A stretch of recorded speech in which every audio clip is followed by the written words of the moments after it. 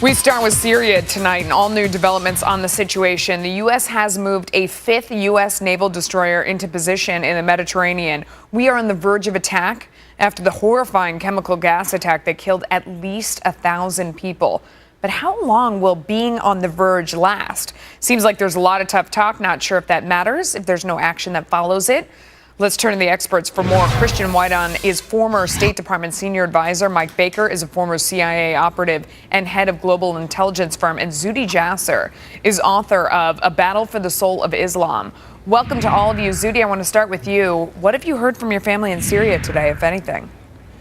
Well, they continue to be sitting on the edge. They're still hearing, the random gunfire and helicopter gunships overhead and a few bombs here or there, but there's certainly nothing that has changed as far as the tempo that's picked up. But if anything, they're seeing more action on the ground, because this is one of the reasons we should, if we do something, have it be decisive and not just sort of passive aggressive, because Assad will use this as a reason to kill more. And one of the things that will happen is once we drop some missiles, what will happen is they'll shift bodies to that area and say that our bombs killed innocents, and we need to be ready to give them a decisive blow. Mike Baker, what do you read from what we're doing right now? Because there is a lot of talk that we're sending all these signals that we're on the verge, we're getting ready, here we come, and then we sort of haven't done anything. We're sending a lot of signals. Are we as civilians reading what's going on incorrectly? No. I mean, I think we're reading the same mixed signals that the rest of the world is, and we're redefining the length of the word verge here. I honestly, first of all, it's always good, before you engage in a military activity of any sort, to have an end game, to have a strategy. And I think we're all kind of wondering what that end game is.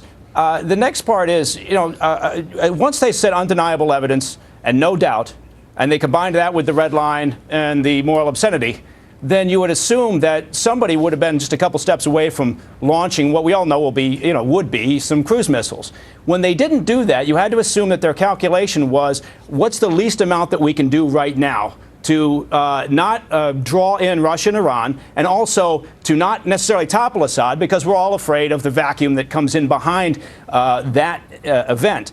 Now, after all of this time, I'm starting to think I'm not going to be surprised if we really don't do anything. I think they're looking for a way not to do this, to walk the dog back. Okay. Christian, I mean, you're a former State Department senior advisor. You agree with that assessment? You think that's what's going on? I think it'd be very hard for the White House at this point, especially, coming on the heels of 2.5 years of doing nothing on this, saying at one point that we're going to arm some of the rebels and then really not doing that, and then the fiasco that has been policy in Egypt, policy in Libya, policy towards Iran. I think the delay is probably having to do with the British now. The British Parliament balked, frankly, at David Cameron, the British Prime Minister, when he said we're going in. British Parliament wants to hear the UN report, which is expected out over the weekend, and then have a vote on this. So I think the White House is probably waiting for that. Of course, nowhere in any of this is any objective or national interest been clearly explained. And because you don't have an objective, you don't really have a strategy either. Well, I mean, it just hasn't been explained to us. Zuhdi, it could be there. It just hasn't been shared with the American public.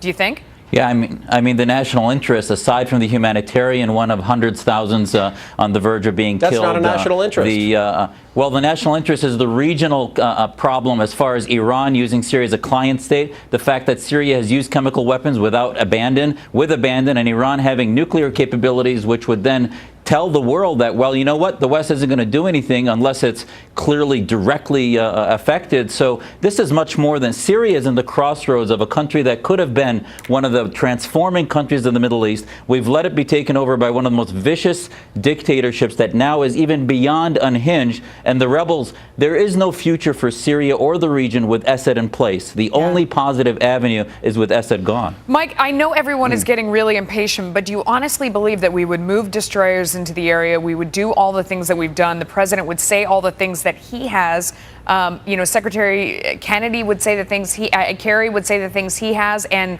we would not go ahead and do something about it? Yes. Really? Okay. I do think so, because I think it's not inconsistent with sort of the way that the White House has conducted foreign policy for quite some time. All those things that Zuhdi mentioned are absolutely correct. I mean, Assad and his father before him, they're butchers. And, we've been led down this path for decades, though I would say that, we've always believed, oh, Syria is the linchpin of peace in the Middle East. Hey, what a load of nonsense. But I guess the point being is all those are good reasons to be doing something, which arguably we could have started 2.5 years ago. But the point is, from a tactical perspective, we don't have a strategy. We know that they've already set out, the White House has said, the strategy is not regime change. So what are you doing here if you fire off a few cruise missiles with no end game? Christian, give me the flip side of this. Wait, what's the other possibility? That they are waiting for, more backing from other nations, from other allies? What is the other possibility besides that we're not going to do anything?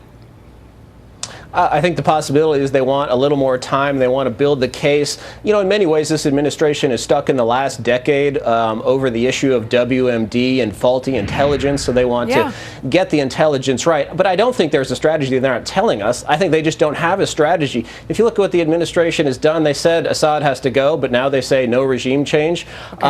Supporting the rebels problematically, that might empower Hezbollah, or it may, on the other hand, empower al-Qaeda. There are secular forces involved in Syria, and we should be backing those. Zuhdi, I'll give you the last word. When is it too late? When have we waited too long? Is it Saturday? Is it Sunday? Is it Monday? Is it never?